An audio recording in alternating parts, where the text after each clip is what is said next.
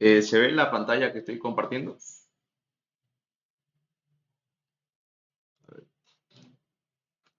Perdón. ¿Se ve la pantalla que estoy compartiendo ahorita? Ya estoy en la diapositiva. Sí, se ve. Ya. Bueno, el día de hoy voy a hablarles un poco de este tema. ¿Y por qué escogí este tema? Como les dije en el grupo, fue porque yo considero que este es un tema muy importante para nuestra profesión y bueno, el doctor lo pasó un poco rápido, ¿no? Pero igual nos dejó las partes que van a entrar, ¿no?, al examen.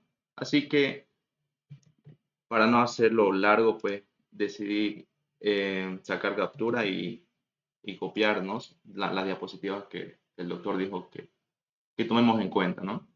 Y al final de esta corta presentación vamos a resolver el examen, no sé si del anterior rote o del primer rote, pero es de un examen que los que están en el grupo de estudio ya lo vieron y ya me di el tiempo para resolverlo todo, así que les voy a mostrar eso al final, ¿ya?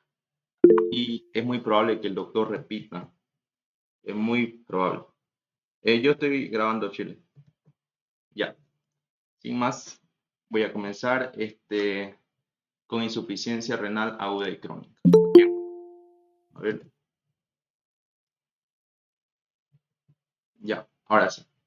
Insuficiencia renal aguda. Bueno, vamos a empezar diciendo de que se va a caracterizar por la deficiencia repentina de la función renal que causa retención de los productos nitrogenados y otros desechos que en situaciones normales son eliminados por los riñones, ¿no? En este caso, pues ya vendríamos a hablar de los desechos que vendrían a ser el resultado del metabolismo, ¿no? Principalmente de los músculos, porque aquí nos dice, característicamente se presenta un aumento del boom nitrógeno ureico, o sea, de la urea está hablando en resumen, y creatinina, y a menudo disminución del volumen urinario, oliguria. Esto es al principio, ¿no? Pero varía mucho dependiendo la causa de la insuficiencia renal aguda, ¿ya? Y aquí esta palabrita que dice hiperazoemia, ustedes saben que hiper es aumento, ¿no? Azoemia vendría a ser aumento de desechos nitrogenados en sangre. ¿Y por qué se va a dar un aumento de estos desechos en sangre? Por la insuficiencia renal, o sea, porque no va a haber una filtración adecuada.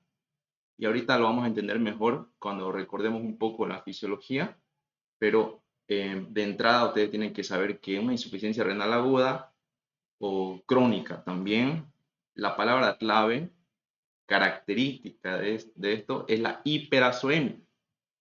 Y esta palabrita ustedes lo ven, se parece como si no fuera mucho, ¿no? Pero en realidad conlleva muchas complicaciones, porque si no se filtra bien, aparte de esta hiperazoemia, que es aumento de desecho nitrogenado en sangre, van a aumentar los electrolitos, el fosfato, el calcio, el potasio. ¿Y por qué van a aumentar? Porque no se van a filtrar de forma correcta, ¿ya?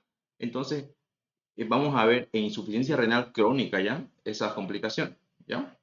Entonces, tengan en mente esta palabrita, ¿no? Hiperazoemia. No va a filtrarse de forma correcta los desechos que normalmente se filtran, ¿no? Entonces, aquí nos dice que las principales causas son hipovolemia, efectos adversos de fármacos y obstrucción de vías urinarias.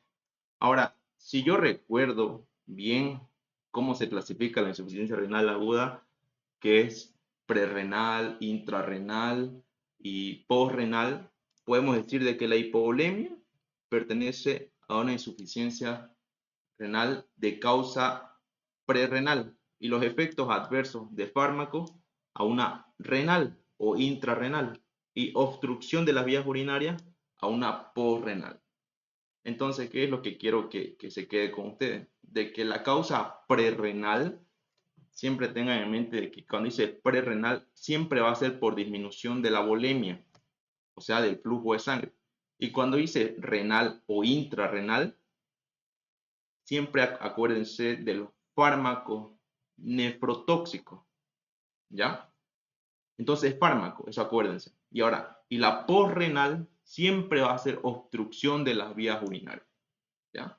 Entonces, ya ahí podríamos estar hablando de una hiperplasia prostática benigna, ¿no? Cosa que me obstruya el flujo anterógrado de la orina o del filtrado, ¿no? Que es la orina, porque la orina ustedes saben que es un ultrafiltrado.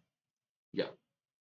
Y aquí, ¿qué más nos dice, no? Nos dice que la insuficiencia renal aguda se divide en intra y extrahospitalaria. Hay una diapositiva del doctor que no decidí ponerlo. ¿Por qué? Porque es pura lógica. Miren, hay una diapo del doctor que menciona cuáles son las causas más frecuentes de insuficiencia renal aguda intrahospitalaria. Y la intrahospitalaria es puro sentido común. ¿Qué es lo que puede pasar? En un procedimiento que es en la que involucre, qué sé yo, administrar fármaco por vía endovenosa de forma inadecuada, ¿a qué me puede inducir? A una septicemia, ¿no? O sea, si no lo hace de la forma adecuada, ¿no? Entonces, la septicemia vendría a ser una causa de insuficiencia renal aguda intrahospitalaria.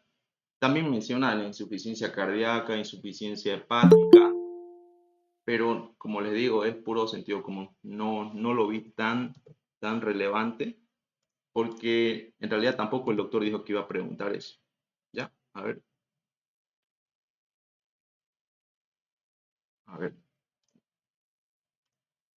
ya.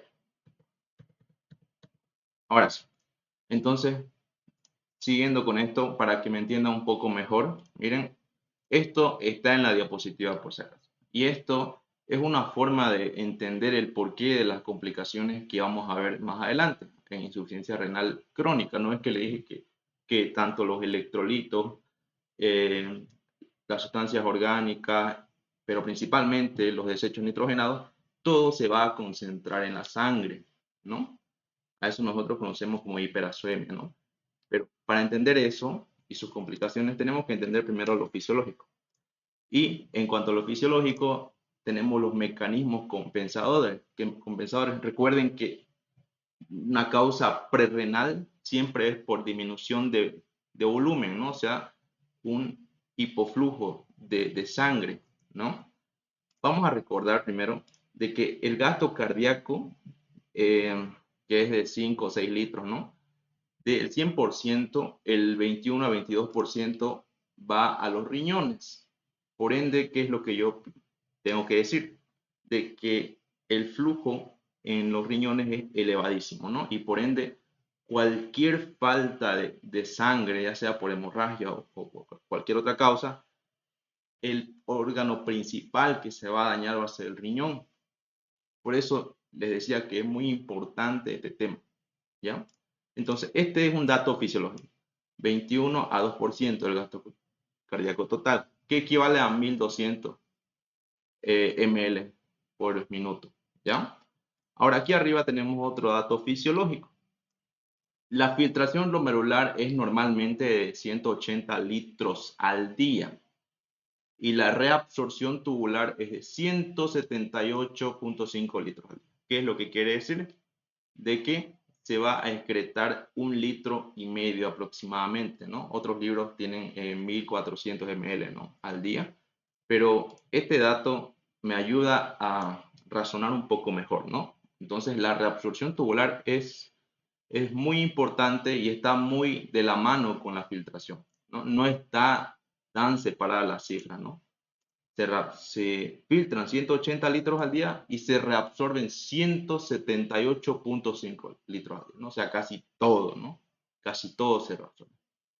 Entonces, a ver, todos estos datos que le di, esto del gasto cardíaco y el filtrado normal, esto se va a alterar, todo se va a alterar. Ahora, voy a continuar con los mecanismos compensadores. Tenemos vasoconstricción de las arteriolas eferentes, reabsorción de sodio y agua, activación del sistema renina-angiotensina-aldosterona, reflejo miógeno de la arteriola aferente por dilatación arteriolar, se mantiene o se regula la presión arterial y el filtrado glomerular. ¿Esto a qué hace referencia? O sea, hace referencia a cómo va a compensar el cuerpo, por ejemplo, una hipovolemia, ¿no? Recuerden que el sistema renina-angiotensina, aldosterona, siempre lo que va a producir que se active es una hipovolemia, una hipotensión, ¿no? Entonces, reabsorción de sodio y agua. ¿Qué se le viene a la mente aquí? ¿Qué hormona? Sí, dice, bueno, resorción, dice, ¿no? Pero es reabsorción. ¿Qué hormonas? ADH. Ya, ADH. ya. Aldosterona de sodio, ¿no? Y lo de sodio atrae agua también, ¿ya? Vasoconstricción de las arteriolas eferentes. A ver, qué sustancias me producen vasoconstricción? Es muy importante entender este mecanismo, porque recuerden que aquí tenemos, ¿no? Arteriola aferente y eferente. En la aferente, ¿cuál es la que me produce vasoconstricción y vasodilatación?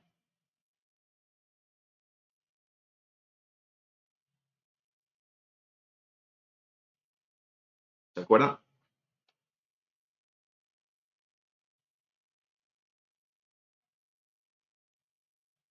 No se le viene el nombre angiotensina, bueno, angiotensina 2 no, prostaglandina, endotelina, angiotensina igual, digamos, ¿no? Pero endotelina, prostaglandina. La prostaglandina es un vasodilatador o un vasoconstrictor. Mucho calor. ¿Se acuerdan? Las prostaglandinas, ¿qué son? Vasoconstrictor. La prostaglandina.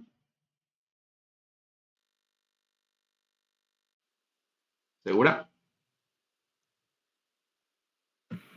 Vasodilatador. Excelente. Es un potente vasodilatador a largo plazo. Las prostas y constrictores tenemos la angiotensina y la endotelina. Bien, entonces también está la noradrenalina y la adrenalina, pero la adrenalina es más por el lado del corazón, ¿no? La nora es a nivel vascular. Entonces, en vasoconstricción, aquí no va a hacer referencia a la noradrenalina y a la angiotensina. ¿Ya? Vasoconstricción. Y reflejo miógeno, esto es como hablar del simpático. Simpático y parasimpático, es lo mismo. ¿Ya? Este reflejo miógeno. Y aquí dice, se mantiene o se regula la presión arterial y la filtración, ¿no? Este ya vendría a ser el resultado de todos estos mecanismos compensadores. ¿Ya? Y aquí, esta palabra que dice autorregulación renal, esta autorregulación renal hace referencia a todos estos mecanismos que están aquí. ¿Ya? A todos. En cambio, el equilibrio glomerulotubular ya habla de un mecanismo compensatorio, pero a nivel del túbulo. O sea, que la reabsorción, o sea, el túbulo tiene también un mecanismo que hace que reabsorba más o menos, dependiendo de la necesidad. ¿Bien? Entonces, hay regulación tanto a nivel del flujo del glomérulo como también a nivel tubular, con la reabsorción. Bien. Y diuresis por presión. Esta diuresis por presión vendría a ser el mecanismo alternativo final, por así decirlo, porque es como que aparece cuando ya estas dos fracasan. La diuresis por presión es la que aparece cuando fracasan los que les mencioné, la autorregulación renal y el equilibrio glomerular. Diuresis por presión o natriuresis por presión. ¿Ya? Evidentemente, esto no se va a activar en casos de hipotensión, ¿no? Siempre y cuando haya hipertensión, sí se va a activar la diuresis por presión. A ver, aquí tenemos las causas prerrenales de la insuficiencia renal. Ahí está la hipovolemia, deshidratación severa, diarrea, vómito. El doctor, los que entraron a clase saben que el doctor dijo que lo que él quiere de este tema es que sepamos las causas, ¿ya?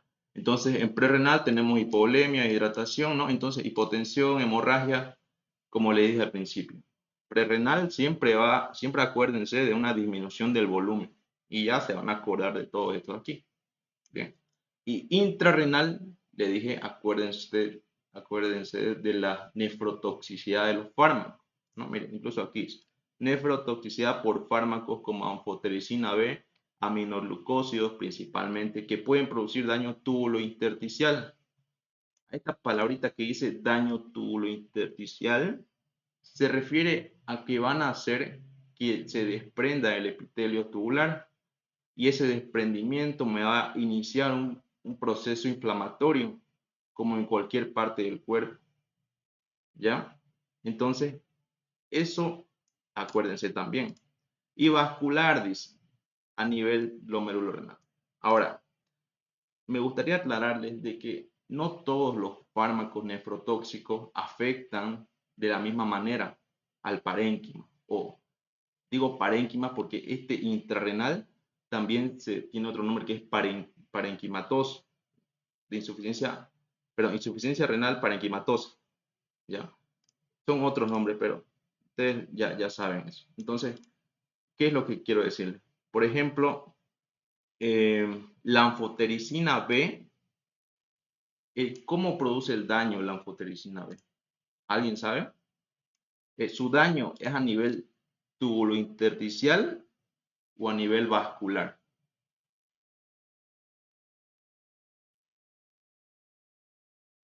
Porque ustedes siempre cuando lean esto, cuando lean fármaco y su nefrotoxicidad, la mayoría de los fármacos como ciclosporina también, aciclovir, la mayoría de los fármacos, ¿qué mecanismo utilizan para producir insuficiencia renal? Es que aumentan la vasoconstricción en las eferentes. Bien, entonces en las eferentes, ¿qué es lo que puedo yo decir? En las eferentes, ¿quién es la arteriola eferente, ¿no? ¿Quién es la hormona que me produce vasoconstricción? Digo hormona porque se considera una hormona circulante. ¿Cuál? En la eferente.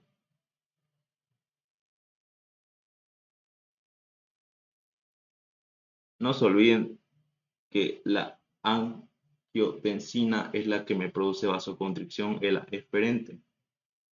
También me puede afectar la aferente, pero la aferente está protegida por el óxido nítrico y por la prostaglandina, que son no, perdón, por la prostaglandina y óxido nítrico, perdón, sí, pensé que había dicho endotelina.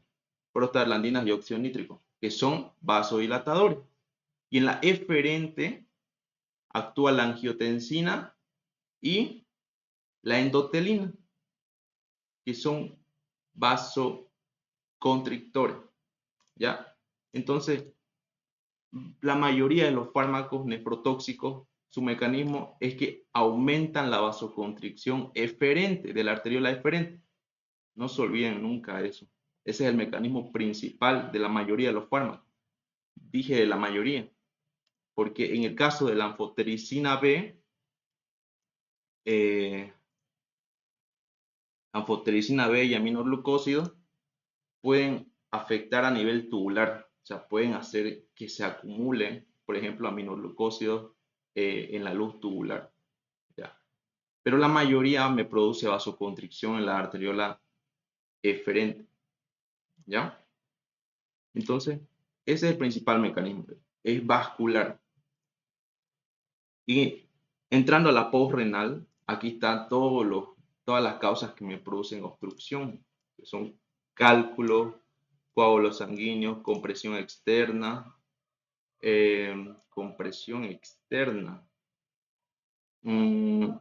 A ver, esto me está haciendo acordar algo. La compresión externa, ¿qué me puede provocar una compresión externa?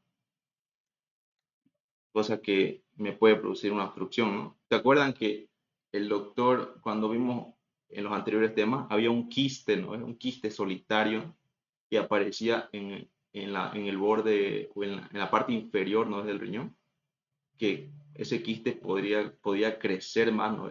Y llegar a obstruir o comprimir el uréter, ¿no? Ese vendría a ser un ejemplo de quiste solitario, ¿ya?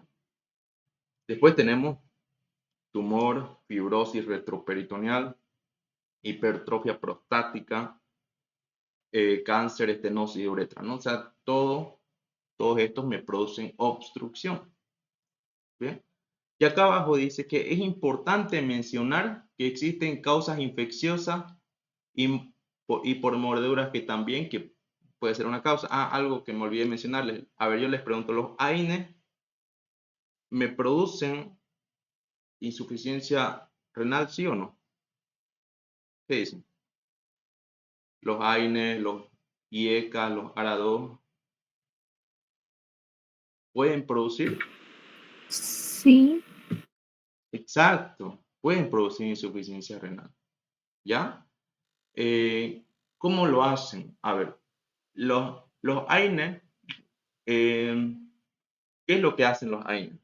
Los AINES inhiben al, al, a la sustancia que me producen vasodilatación. ¿Se acuerdan que en la aferente les dije que habían dos que me producían vasodilatación, ¿no? ¿Cuáles eran esas dos? La prostaglandina y... Óxido nítrico. Excelente. Entonces, en el caso de los AINES, inhiben la acción de las prostaglandinas. Entonces, ¿qué es lo que va a causar? Va a provocar de que no haya una buena regulación a la hora del filtrado. Bien, cualquier alteración en la aferente o eferente, cualquier alteración me va a producir una disminución o un aumento de la filtración. ¿Ya? Entonces, en el caso de los AINES, inhiben a las prostaglandinas. ¿Ya? Entonces, ¿qué va a pasar? La angiotensina 2 no, la angiotensina no solo va a actuar en la eferente, también va a actuar en la aferente. ¿Me entienden, no? O sea, el efecto constrictor ya no va a ser solo en la arteriola eferente, sino en la aferente, ¿no? Y va a causar un daño en el glomérulo a la hora del filtrado. Bien. También los ARA2 y los IECA. En ese caso, ¿qué es lo que...? Bueno, es similar. A ver, aquí en los AINES es que inhiben las prostaglandinas y en los ARA2 y IECA lo que hacen es que aumentan la vasoconstricción. Como les dije, ¿no? La mayoría de los fármacos nefrotóxicos, su mecanismo por el cual producen insuficiencia renal es que aumentan el efecto constrictor en la arteriola eferente. ¿Ya? Entonces, y aquí, como estábamos diciendo, que existen causas infecciosas, estaba el paludismo y la leptospirosis, ¿no? Y por mordedura, ¿no?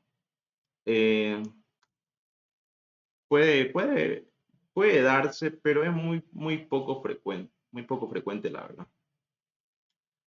Solamente lo puse nomás, pero las infecciosas serían preguntas de examen. Leptospirosis y paludismo. Ni eso siquiera, pero solamente para que no se olvide. ¿Ya?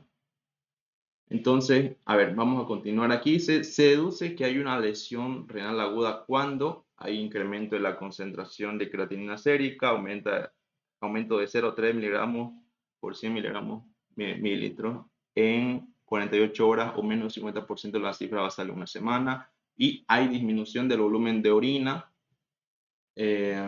medio, a 500 ml, kilogramos de peso por hora, ¿no? En realidad esto es algo inicial. Hay un cuadro que lo especifica mejor. Esto es la primera parte, por así decirlo. Esto se va a poder clasificar, pero el doctor no puso ese cuadrito. Y tampoco es necesario que lo sepamos para el examen, ¿no? Pero este es lo básico. La creatinina aumenta. Eso es lo principal. Ah, algo que me olvidé de decirle. ¿Cuál creen que es el indicador más directo de la función renal? O sea, ¿la creatinina o la urea? ¿Quién me dice?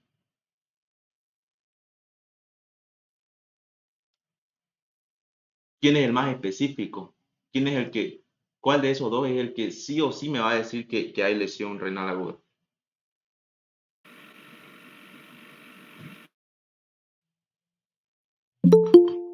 ¿Nadie? La creatina. ¿La urea?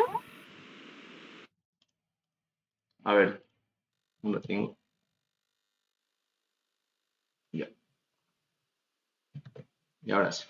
Tenemos, en realidad, en primera instancia sabemos que los dos son indicadores de la función renal, pero a ver, primero vamos diciendo de que la creatinina en sí es la creatinina, ¿ya? La creatinina.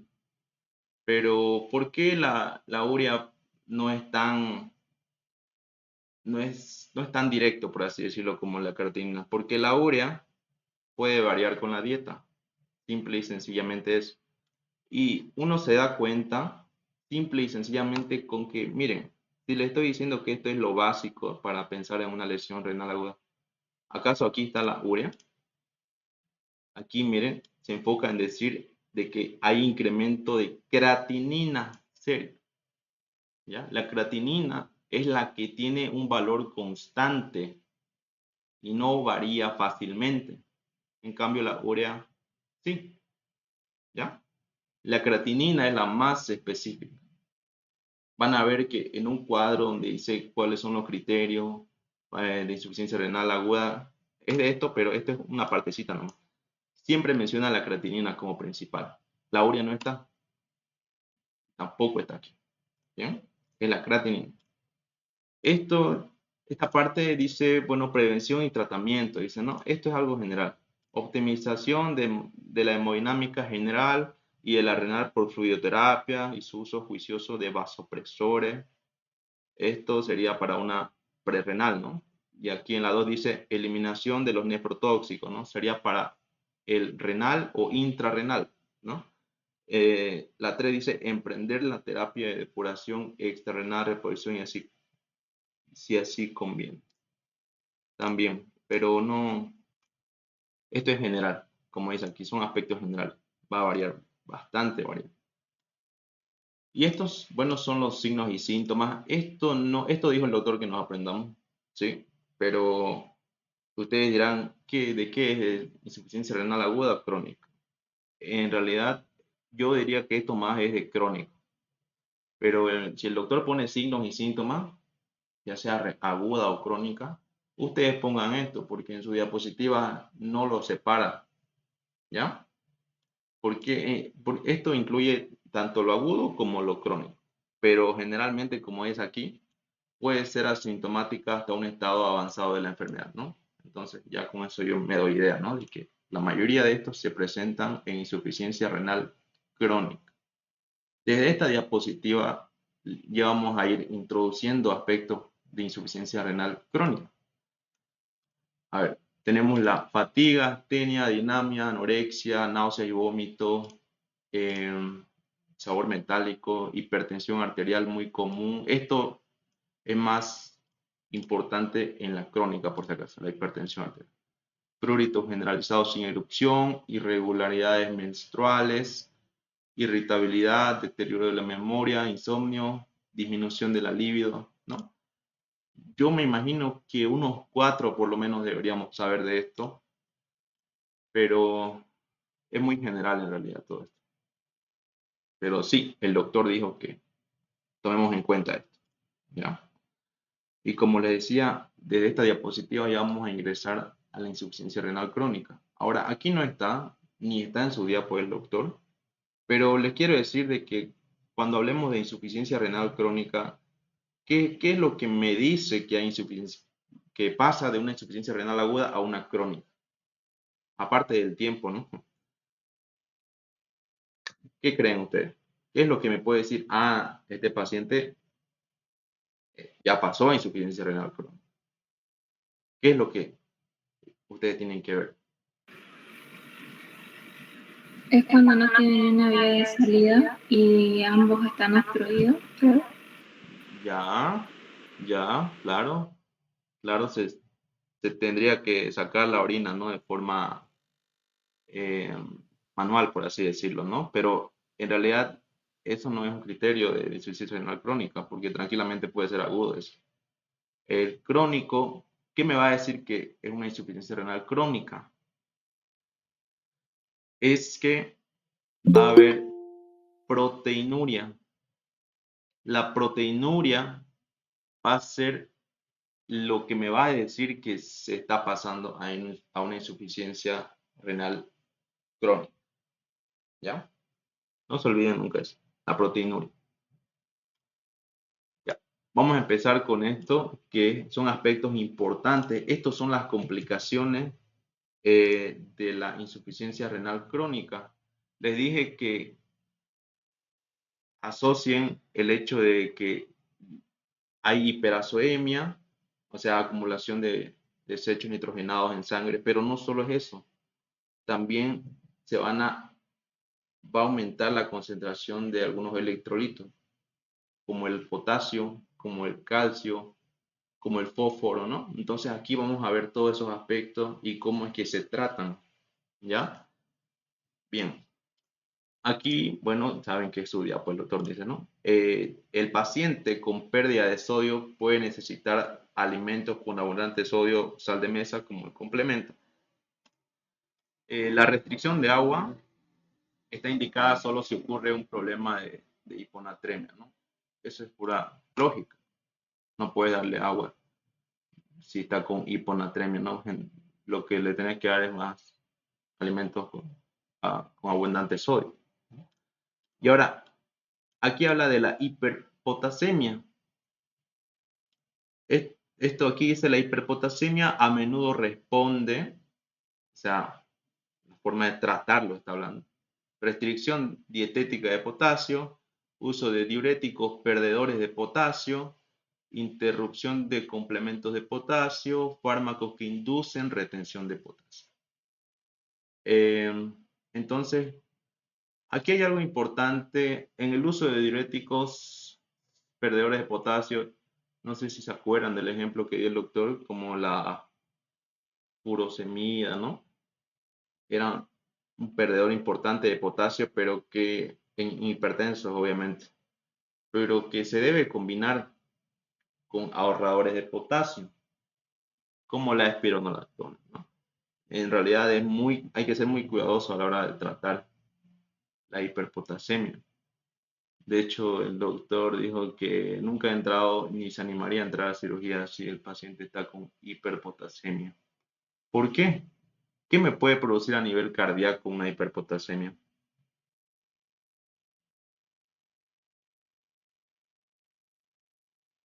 Arritmias.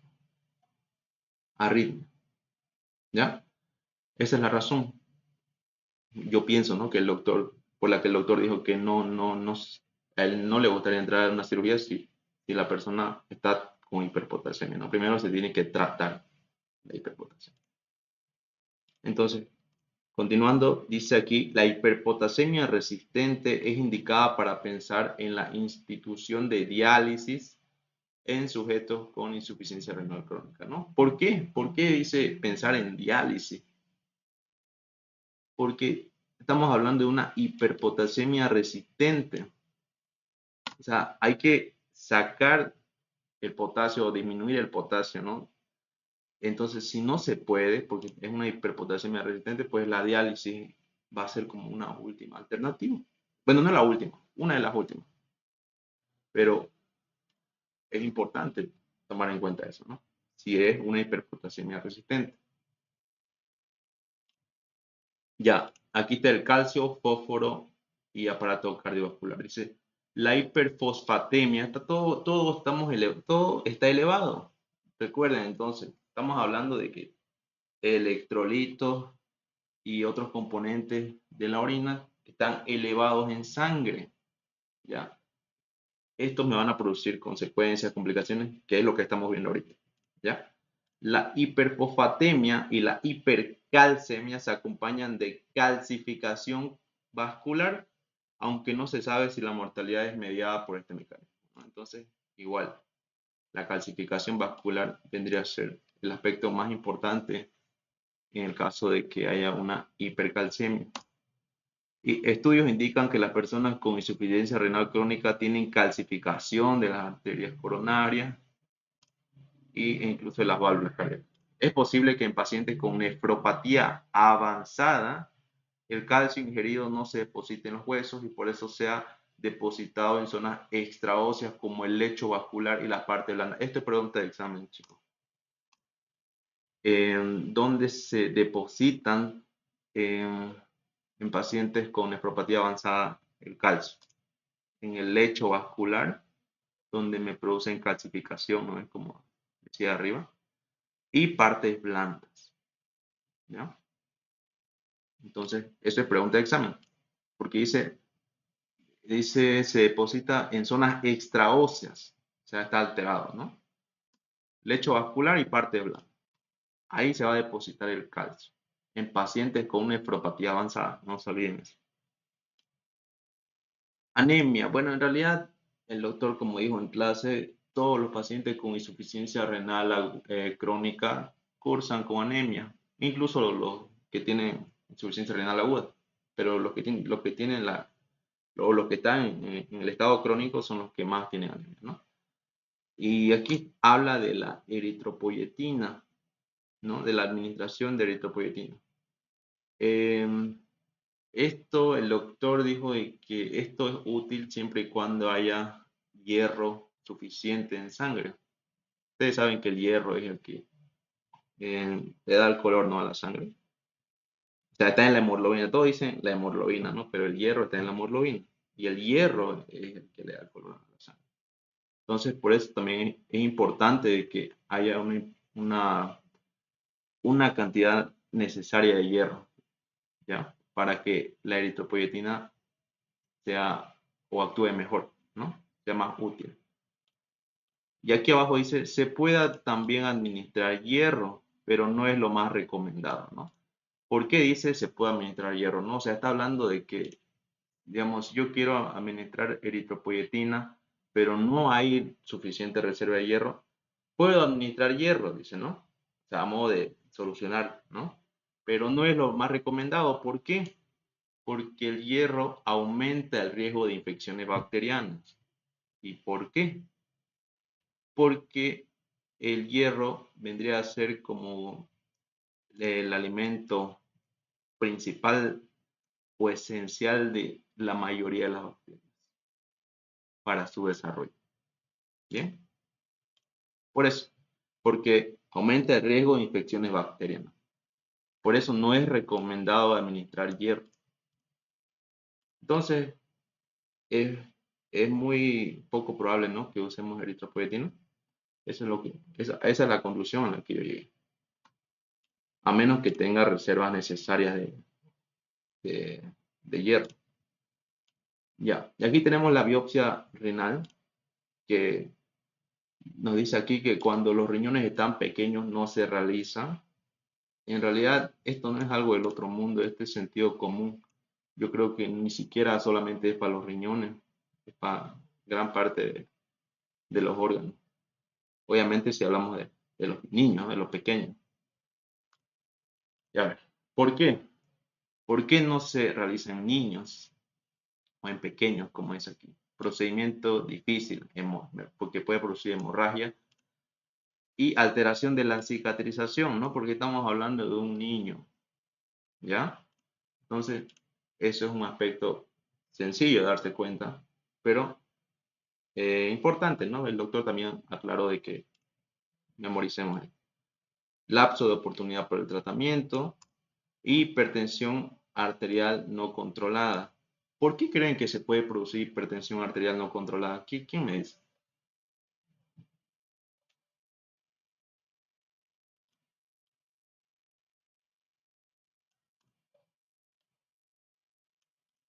Porque si se hace una biopsia renal, lo más probable en pequeños es que se pueda llegar a cortar un vaso.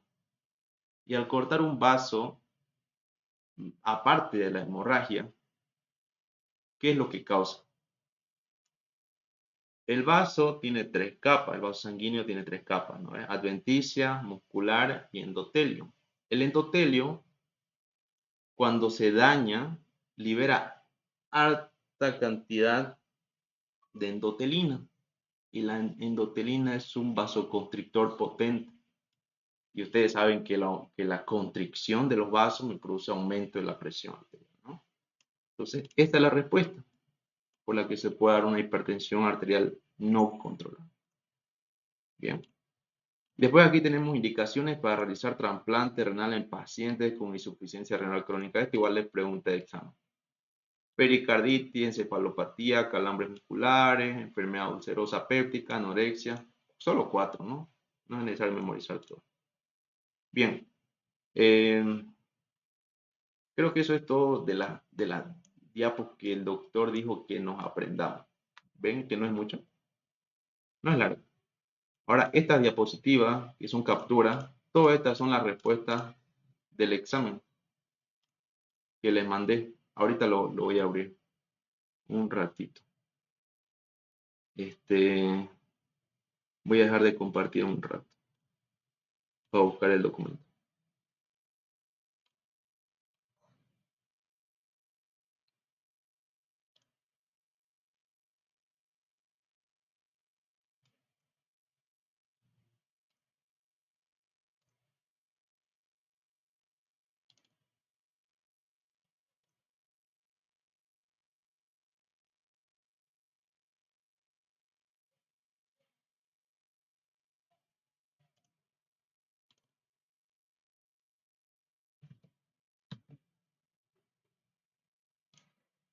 Ya, ahora sí. Ya.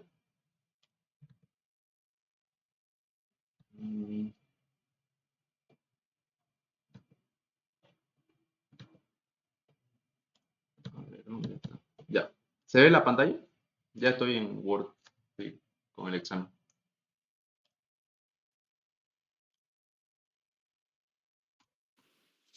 Sí, se ve. Ya. Aquí está la primera pregunta que dice, defina qué es el transporte convectivo. Esta es una pregunta de fisiología, pero está en su diapositiva del doctor, que está en el tema de diálisis. Y aquí está la respuesta. Miren dónde está. Aquí está. Miren. Ven, ¿no? Que estoy moviendo. Estoy en PowerPoint ahora.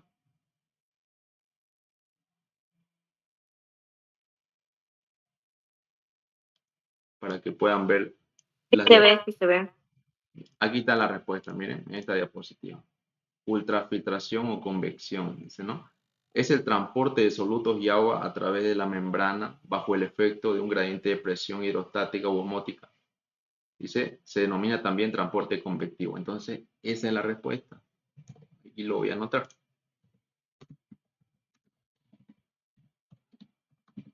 Es el transporte de solutos y agua a través de la membrana.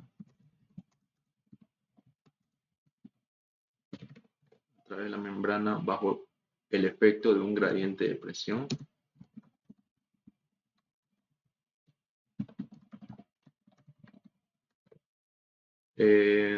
hidrostática u osmótica. Ya, esa es la respuesta. Ya, sigamos la siguiente. Si alguien tiene alguna duda, me puede interrumpir tranquilamente o si quiere complementar algo. ¿Ya? La 2 dice, nombra antecedentes sociales causantes de infertilidad masculina. Bueno, aquí está, ¿no? Este es el tema, infertilidad masculina. El doctor también dijo que nos aprendamos. A nosotros también nos dijo que nos aprendamos por si acaso. Y aquí está. No solo hay sociales, también hay... ¿dónde está? Lo voy a poner aquí. Aquí está. Antecedentes familiares, medicaciones, antecedentes quirúrgicos. Miren, o sea, si fueron a clase, se acuerdan que esto el doctor dijo que nos aprendamos. Así que aquí están. A ver cuántos me pide aquí. Me pide 4 antecedentes sociales. Entonces, y miren, aquí están los 4. Alcoholismo, tabaquismo, uso de cocaína y uso de esteroides anabólicos. Aquí está entonces. Tabaquismo, alcoholismo, ¿qué más era? Uso de cocaína,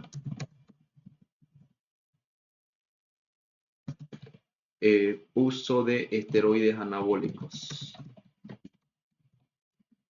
Ya, esa es la respuesta.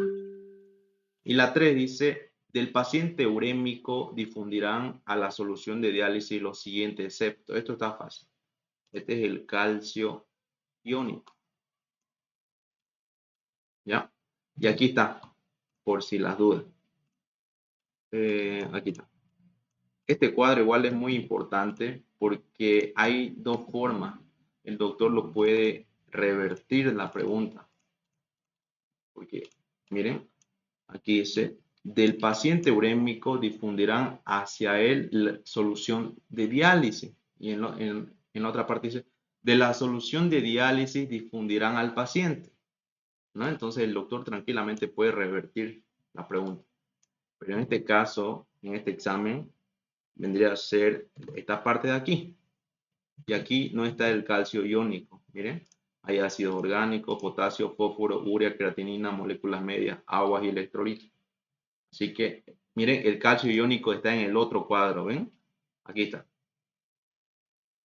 Entonces, ese es el excepto.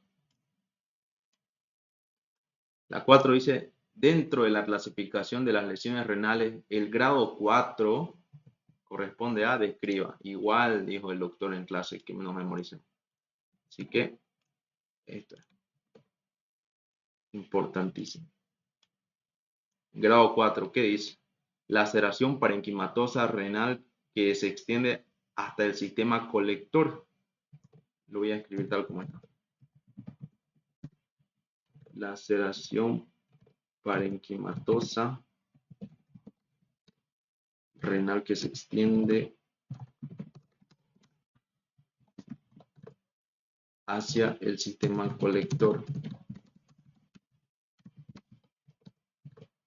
También cursa con trombosis de la arteria renal o vena renal. También cursa con trombosis de la arteria renal o vena renal. Ya, esa es la respuesta de la 4. La 5, el síndrome nefrítico se caracteriza por, y aquí está. ¿Dónde está? Aquí está.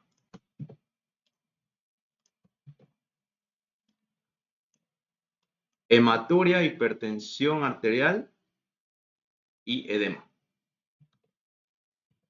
Esa es la respuesta. Hematuria, hipertensión arterial y edema, decía, ¿no? Ya.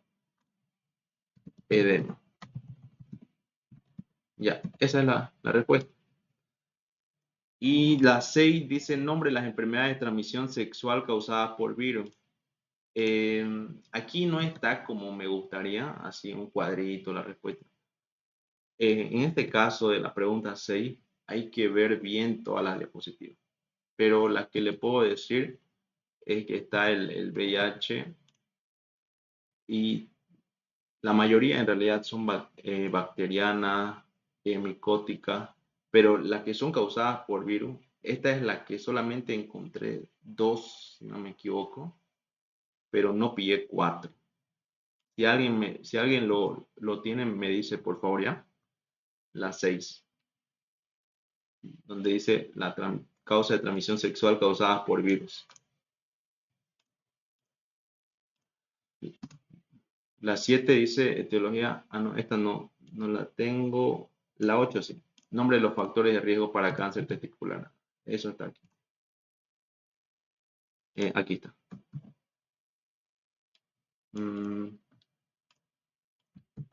Estos son, y son 3, ¿no? Aquí está. No, perdón. Son 4. Sí, 4. Testículo criptorquídico.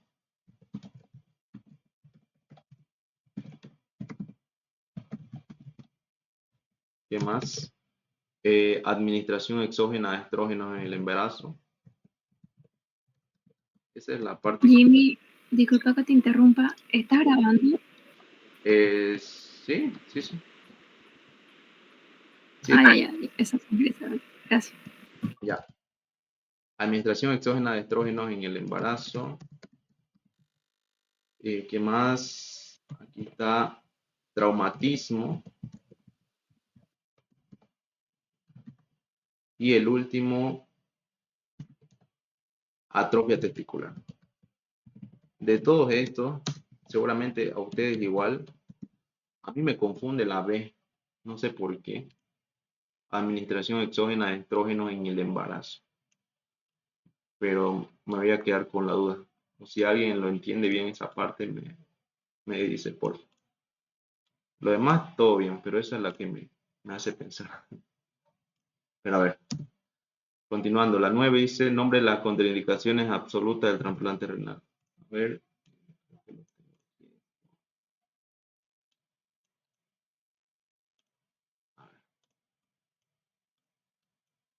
Ah, no lo pillé. Ah, no, es que no lo busqué su diapositiva. Es el último, el último tema, ¿no? Que es el que vamos a avanzar el martes. Y aquí dice el nombre de los tumores testiculares diferentes de células germinativas. No lo puse en la diapositiva aquí. Lo pillé igual esa, pero no la puse en la diapositiva. A ver, ¿cuántas me falta? 1, 2, 3, 4. Yo los voy a seguir buscando, pero si alguien los pilla primero, lo manda nomás al grupo, si es que está en el grupo de estudio. Yo creo que la mayoría está. Pero yo igual lo voy a mandar, de todas formas. Bueno, sé que falta responder, pero la verdad es que no lo revisé el último tema. Y me falta en realidad buscar un poco más. Pero en sí, esa es la mayoría, digamos, ¿no? O sea, la mayoría está en diálisis y también está en infertilidad masculina y en lesiones de la vía genitourinaria. Esos son los principales. Y aunque no lo crean, todos dirían, no va a entrar lo de nefro, ¿no? Pero aquí están las preguntas. Síndrome nefrítico. Así que hay que estudiar todo nomás. Bueno, eso sería todo. Gracias por estar. Y nada, si tienen alguna pregunta, me dicen nomás. Yo sé que falta responder, pero se lo voy a pasar. ¿Ya? Eso sería todo. Gracias, Jimmy. De nada, se los mando entonces. Y los que puedan responder las preguntas, me dicen, ¿no? O lo mandan al grupo. Se cuidan. Chao, chao.